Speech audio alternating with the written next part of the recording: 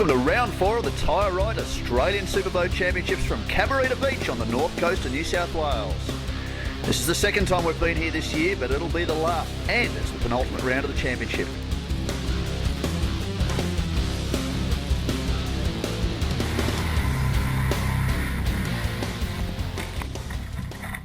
The action's starting at the front of the field. There's a lot of pressure on. Championships are on the line.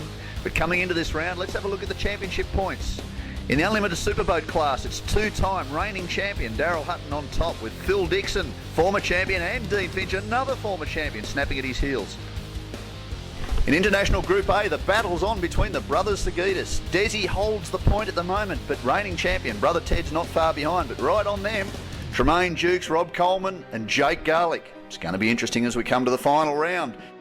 And in the 350 class, it's all about Daniel DeVoit. The man who was runner-up in 2010 looks set to take the 2011 title. Let's go and talk to Greg Harriman, president of the AFJSA, about the way this year's panned out and what's coming, because there's some great news ahead. V8 Superboats has gone from strength to strength over recent years. This is our 4th year with the Tyreright support, formerly Continental. That comes to an end, sadly, at the end of this year, but still plenty of excitement around Superboats. There's lots of excitement, and you know, the reason why V8 Superboats are where they are is all got to do with Les and his team at Tyreright. They came on board as a sponsor. This is now their 4th season, so they'll finish this season off with us. Without his support, we couldn't be at the level we're at, so we've got nothing but praise for what Les has done for us. Understandably, 4 years is a long time in a motorsport. He's moving on to different avenues of advertising. As that happens, we've got other sponsors that are now looking to step up into the next range. So it'll keep evolving, but yeah, it's been a great grounding for us. It's what's been able to enable us to get it televised. Strong recent announcement too about Hi-Tech's involvement with Temora, the Hi-Tech Oils Park, V8 Superboats Temora. Yeah, well, we had Phil and his team at True Blue did a lot of work there to get George and his crew interested in the jet boats initially. They did a sponsorship deal that they had with their team, and which included the track. Since the association took the track over this season, we've gone into greater talks with them to try and make something a little bit more concrete. And to their credit, Hi-Tech have stepped up and said, well, we'll take on the ownership of that track. We'll, as in the major sponsor for it, the naming rights for the track. So 2011 and 2012 are now locked away. That'll mean a lot of signings, a lot of different things, changes at that track. And talking of tracks, let's have a look at this one with Greg Crusty Mercier on board ACOL Skylights.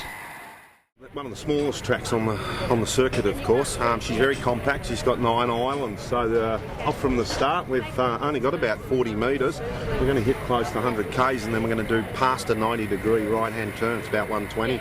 We're going to zoom up around the back between the 2 islands there. We're going to go around the back of them the first time and into what we call the bucket corner. We've got to do a lap around that little island there with the blue buckets on it, come out of there and make our way back right across the track towards the finish lines there.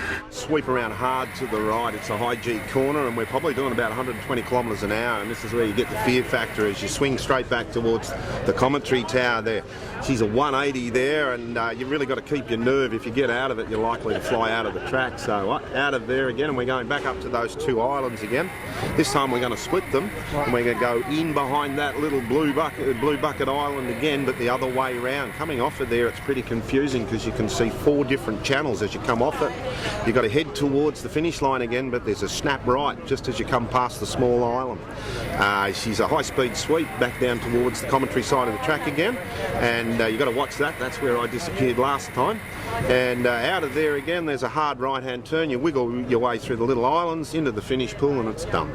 350 class highlights now. Big question for the weekend was who was going to take it to Daniel DeVoit, reigning Australian points leader. Last time here, it was Mark Garlick, the former champion, that took it to the points leader, the Brisbane boy. But this weekend was going to be different. Shane Brennan continues to get round in Mr. Banks, not missing too many at the minute. Neither is Lauren Dickinson. Just grabbed the bank on the final run to the line, and that bogged her. She recorded a time because she crossed the line. Bettina Dickinson, she's been doing a great job. She'd been pretty quick. But she got the bug too. So did brother Nathan in the 400s. It seemed like there was no way they could complete a lap. Afterwards, Nathan laughed that between them they couldn't complete one.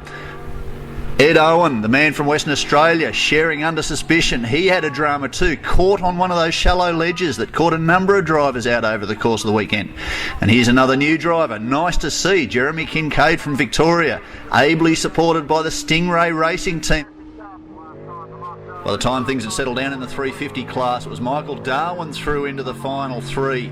Was he going to be able to catch Brett Thornton? He'd been at him most of the day. He was getting closer with each run. In the end, finished this final event half a second off, which wasn't a bad run. Man from Western Australia is continuing to improve it with each run. He's been doing a nice job. A little bit rough across the wash there on that one, but not so Brett Thornton.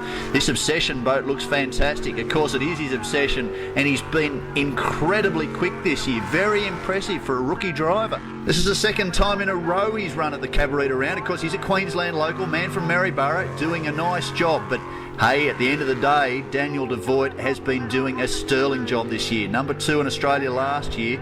Looks like number 1's well and truly etched on that championship trophy for the 2011 season.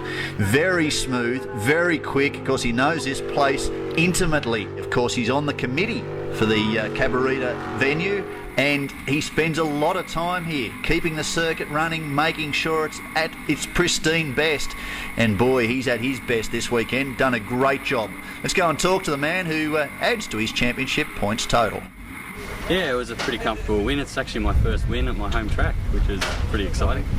I think Mark Garlick came and upset me last time, so I was sort of happy that it was out, but missed the challenge. It would have been good to have him pushing me along the way.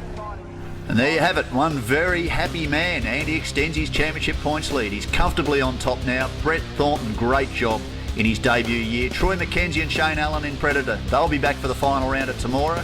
We'll see what they can do, but by all accounts, it looks like Daniel Devoit's year.